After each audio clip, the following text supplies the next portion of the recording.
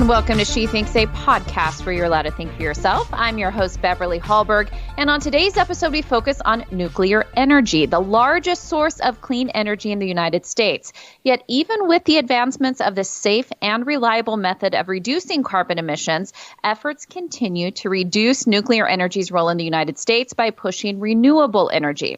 So where does this leave energy production in America, and what do the new energy policies and commitments from the Biden administration mean for the future of nuclear energy? Well, good thing we have Charlotte Wieland, the author of this month's policy focus, joining us to answer those questions. Charlotte works at IWF as a policy analyst. She graduated from Princeton University with a degree in French and a certificate in global health. At Princeton, she was involved in a variety of activities, including the James Madison program, and was the president of the Princeton chapter of the Network of Enlightened Women. Charlotte is also a member of the Emerging Leaders Council at the Steamboat Institute. Charlotte, a pleasure to have you back on She Thinks. Thanks for having me.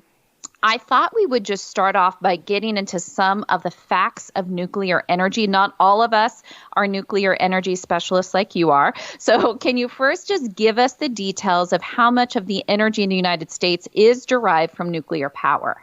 Our nuclear power makes up about 20% of total U.S. annual electricity generation. Overall in the world, it's about 30% of worldwide electricity generation, and it really has a ton of potential for expanding and producing more energy. We've had the same amount of electricity coming from nuclear power for the last 3 decades, and we've had it around since the 50s and especially 60s and 70s. So it's really been around for a while. And you talk about this being clean energy.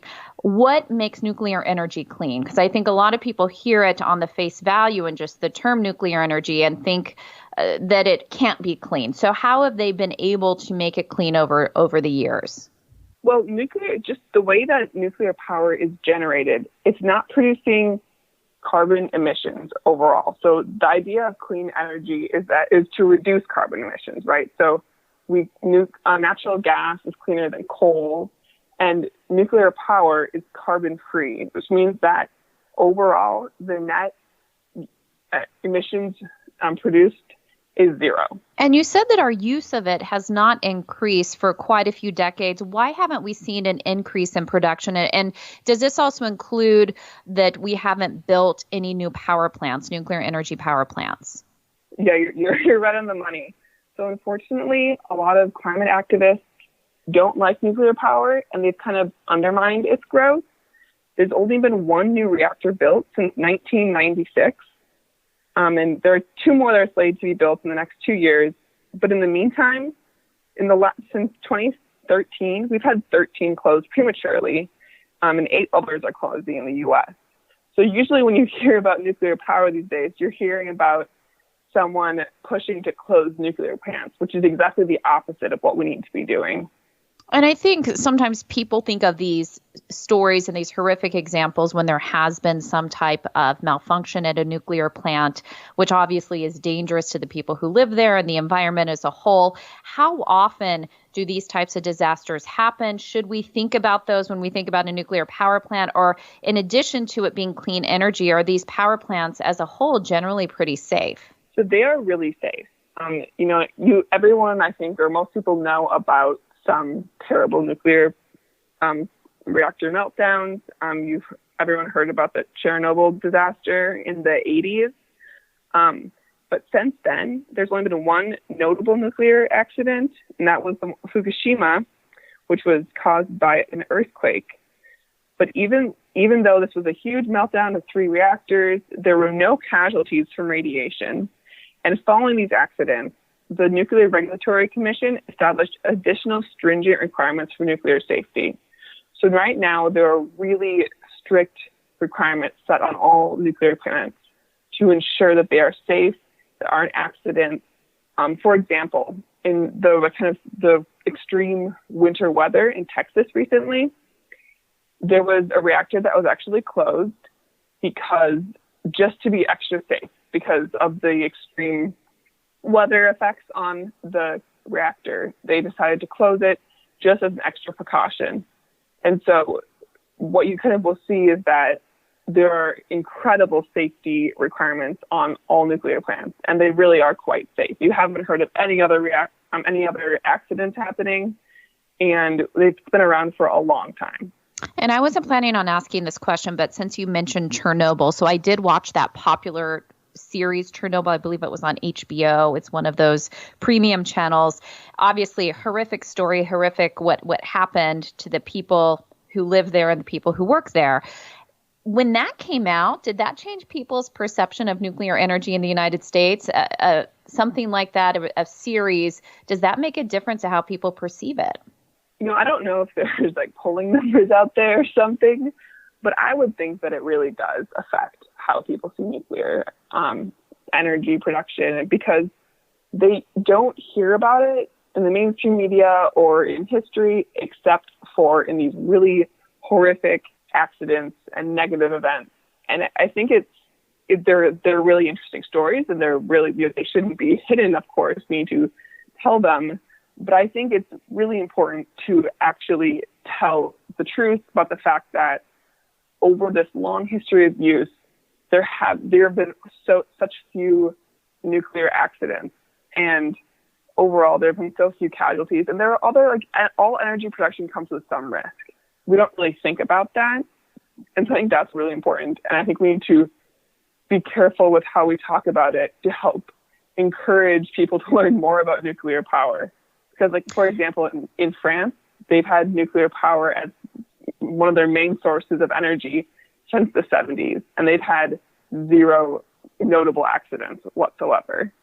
You mentioned renewable energy sources, and that being the direction that there's been a lot of support for among certain progressive groups. And last week, we did celebrate Earth Day. We saw that President Biden, ahead of the U.S. hosted Climate Leaders Summit, did release his climate targets. He pledged that the United States will cut greenhouse gas emissions by around 50% by 2023. Now, this is really ambitious, and people are questioning whether or not it's even achievable. But what it does point to is it sounds like there are going to be drastic changes to energy production. What do these climate targets mean for nuclear energy? Well, whether or not the Biden administration wants to admit it, we need nuclear energy. The reality is that right now, our renewables, these are mostly just wind, solar, and hydropower, only produce about 16% of U.S. electricity annually. And it's going to be really difficult to ramp these capabilities up, both expensive. We don't have the battery technology to help overcome the intermittent nature of wind and solar. And the only real solution we have right now, the viable kind of way to ramp up clean energy, is through nuclear power. And there are various ways to do that. We've been developing new technology, we, as I say, innovators, American innovators and engineers have been developing. IWF is a leader in developing nuclear power. Exactly. That's where we are. I use the royal we to include myself in this. But American innovators, though, have been developing new nuclear technology, especially small modular reactors, which will help to ramp up nuclear power because they're cheaper to build because they can be built kind of in pieces. There's lower investment. They can be built on smaller bits of land, and they can be built faster, which will help to reduce just construction costs. Because often there are just new nuclear projects get kind of slowed down by expensive construction costs, regulatory regimes, you name it. And so that's going to be really, really important to lean into that. And I'm not sure the Biden administration is really planning to do so. I've seen some of their papers recently, even just in the last week, and they mostly just talk about existing nuclear. I think they need to accept that we need to build more nuclear and can't just rely on the existing capabilities from the last 3 decades. Well, I'm going to play a little bit devil's advocate here. What would you say to individuals who are proponents of trying to expand renewable energies? And I think it's a good thing to look at renewable energy. It's not a bad thing. That could be part of innovation. But those who think that if we focus solely on cost, that is to the detriment of our environment, that what we need to do is sink a lot of government money into solar power, into wind energy, and these renewables, and that's the direction, that it's government intervention, and that is the way to ramp up the ability of us having renewable energy being a larger percentage of the power. I would say that if you're talking of just trying to ramp up renewable energy, we don't have the capabilities. As much as we want to increase renewable energy, and I'm all for that, doing that in a economically feasible and realistic way, they're unreliable at the moment. We don't have battery technology to kind of bridge the gaps. Right now we use a lot of natural gas to help do that, which is great. And it's difficult to integrate these renewables into the grid. So we need to completely change our grid, which will be really expensive and it will take time. And even so, renewable technology has come a really long way in the last decade, and that's great, and we should celebrate that. But if we want to meet these goals that President Biden has set for us, especially with the Paris Climate Agreement, it's not feasible to do so with renewable energy. We're not going to be able to ramp it up. And we have a very good option that has proven itself for decades in nuclear power, and we can't afford to not take advantage of such a good option. It would be just simply foolhardy and irresponsible to not add that to the mix as well. And give us the human aspect of this. If renewable energy was the focus, and there were more regulations put on nuclear plants, let's say, what does that mean to not just the middle class America, but what does that mean for those struggling to make ends meet? What does this mean for them in cost of energy, even if they can afford it at all? Oh, yeah. So renewable energy, or simply relying on renewable energy, is going to raise energy costs for Americans. You haven't really seen it yet in the U.S., but you can look at Germany, which has long been kind of pushing renewable energies, and their costs have increased by 50% for their citizens by pushing renewable energies. Kind of contrasting, again, sticking with Europe, France, which I mentioned earlier, has long been reliant on nuclear power, and they have some of the cheapest energy in Europe. They get to export their energy. They have so much. But recently, they've been trying to switch more to renewables, unfortunately, which has led to higher energy costs and actually an increase in natural gas, which has led to higher emissions, which is, I think, really interesting to look at. So for middle-class Americans, anyone looking at their energy bills, and like me, always slightly dismayed or hoping it's lower than it will be, it's going to go up. And that's just the reality. But it will go up without actually meaningfully reducing our emissions. Well, before we continue this conversation, I would like to take a moment to highlight IWF's Champion Women Profile Series, which focuses on women across the country and world that are accomplishing amazing things. The media too often ignores their stories, but we don't. We celebrate them and we bring their stories directly to you. Our current profile is Senator Cynthia Loomis of Wyoming. To check out her story, do go to IWF.org to see why she's this week's champion woman. And Charlotte, before I let you go, and I do want to remind people that this policy focus that you did author, it is on the website. So go to IWF.org to see the nuclear energy policy focus.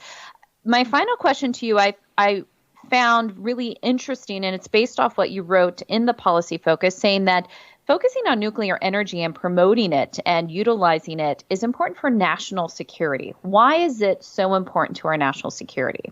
Well, the reality is if we don't, others will. And by others, I mostly mean China and Russia. So if the U.S. doesn't ramp up our nuclear power and be able to kind of export it to developing countries, we're going to be reliant on other international actors, most likely China and Russia, for clean energy, as will developing nations. And so that will help to grow China and Russia's influence.